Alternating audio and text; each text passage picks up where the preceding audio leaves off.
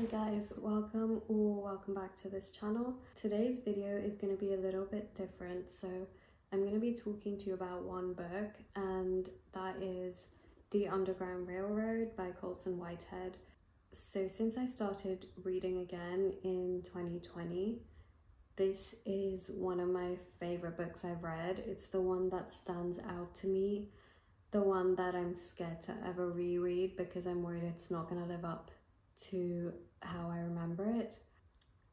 And I honestly feel like on BookTube or in the book community, this book isn't talked about enough. It seems weird to call it underrated because it is a winner of the Pulitzer Prize for fiction. But at the same time, I just feel like I want everyone to read it, or more people to read it. So I thought I would just do a review about this book. So in this book, at the start, we follow 17-year-old Cora. She is a slave on the Randall plantation. She doesn't have anything really to her name. She has a plot of land that she works on, and that's the closest thing she has to something she can call her own. So the book starts at this cotton plantation in Georgia, and a man called Caesar arrives from Virginia. He tells Cora about this underground railroad that can help them escape their misery.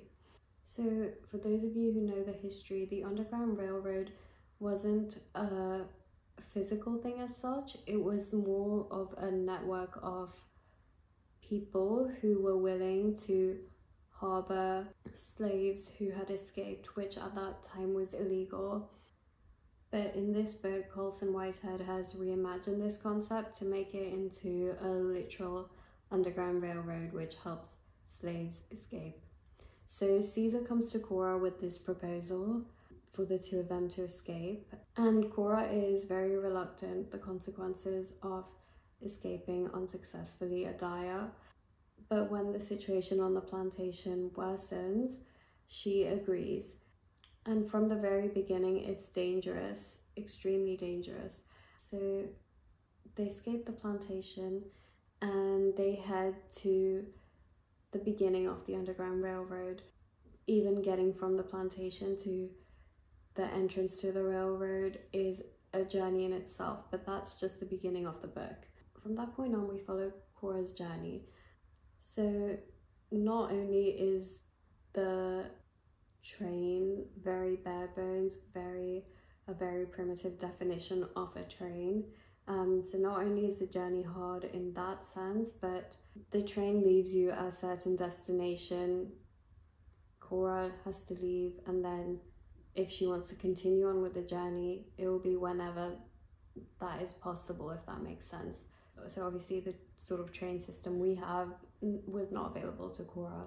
So it takes a lot of planning, takes a lot of uprooting your life, forming a life, leaving that life behind. And essentially the book follows Cora as she is fleeing this slave catcher, Ridgway, who's notoriously the worst, most inhumane, and a very skilled slave catcher of the time.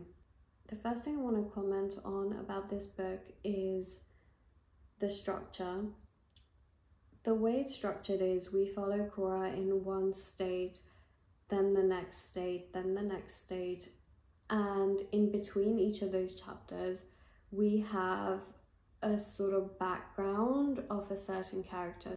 So these are characters we meet in the story, or who we've met in the story, and we get these short intervals of their backstory between the journey Cora's on. I quite like this structure. I feel like it was informative to learn about some of these characters who we may not have otherwise learned about. The other thing I love is, so each new state Cora goes to, and each chapter is named by the state. For a lot of the book, Cora is in hiding. Sometimes she can't even, if someone decides to keep her in their house, she can't even leave, she can't go outside.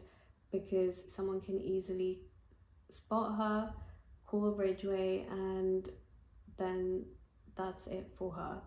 So from state to state, the extent to which she has to hide and protect herself varies.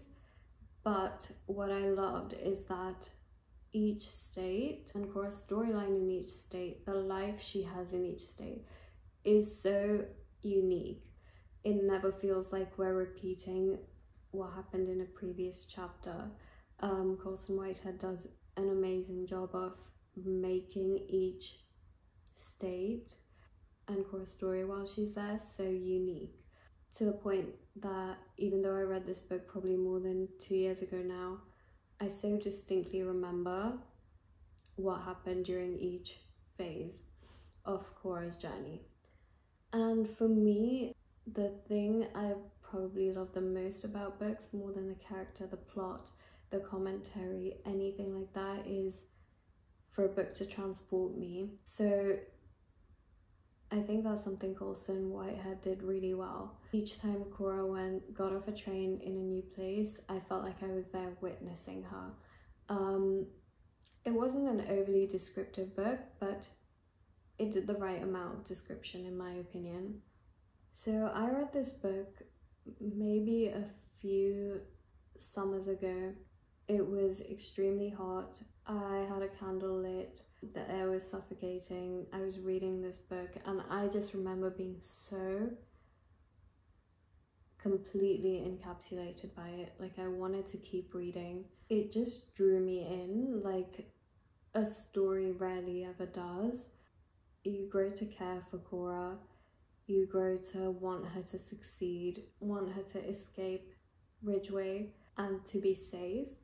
One thing I will say, and I've seen this as a criticism of the book as well, is there are paragraphs or passages or even pages within the book where we're not necessarily following Cora as such. We're sort of getting an account of history, or it feels like we're getting very directly the author's views. Like the author's directly writing his views for us to read. I personally didn't mind that. I do think it sort of pulls you out of the story a little bit, and I think I would have preferred if that sort of commentary was more, you know, either its own chapters or within each chapter. It just felt a bit sporadic to me, like in a random part of a specific chapter, and then not really again. So that was one thing I didn't like. The other thing that was really interesting, and this goes back to the point about how each geographic location Cora was in was so unique and distinct and recognizable as its own, and that is the actual storyline in each place. So the issues we talk about, the people, you know, people we expected to be good who turned out to be bad, people we expected to be bad who turned out to be better than we thought they would be,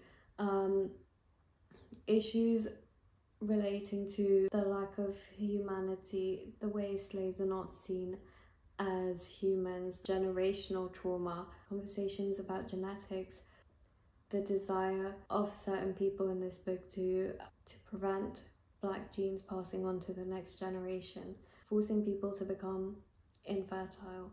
All of these things were put into the book in a very natural way. They made sense to Cora's story. In that natural way, they sparked thought or, you know, conversation if you were buddy reading this with someone or reading it for a book club. I feel like I learned a lot from this book.